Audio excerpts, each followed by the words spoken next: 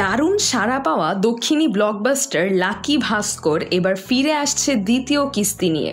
পরিচালক বেঙ্কি আটলুরি নিজেই নিশ্চিত করেছেন লাকি ভাস্কর 2 এখন পরিকল্পনার পথে।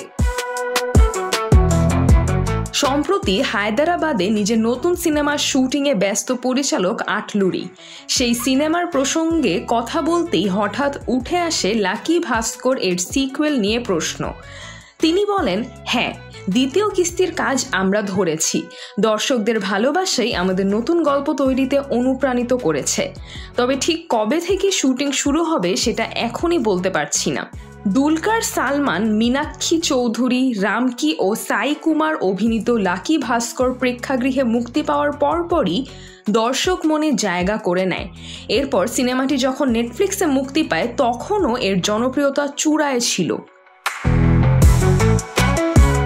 জানা গেছে প্রথম কিস্তির গল্পের ধারাবাহিকতা বজায় রেখেই লেখা হচ্ছে দ্বিতীয় কিস্তির চিত্রনাট্য।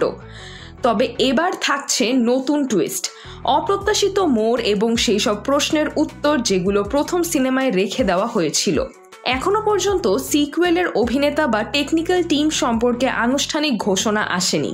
তবে ইন্ডাস্ট্রি সূত্র বলছে দুলকার সালমানকেই ফেরানো হচ্ছে মূল চরিত্রে। নতুন গল্পে তাকে দেখা যাবে আরও রোমাঞ্চকর এক অভিযানে।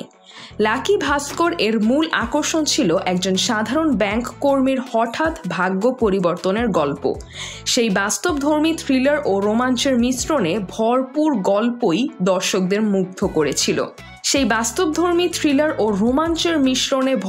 গল্পই দর্শকদের মুগ্ধ করেছিল।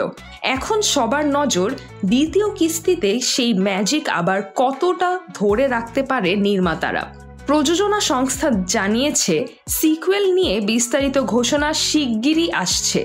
তবে এখন থেকেই দর্শক মহলে তৈরি হয়েছে উচ্ছ্বাস আর কৌতূহল। লাকি ভাস্কর 2 কি নতুন ইতিহাস গড়বে? সিজরাতুল আভা, দৈনিক আওয়ার বাংলাদেশ।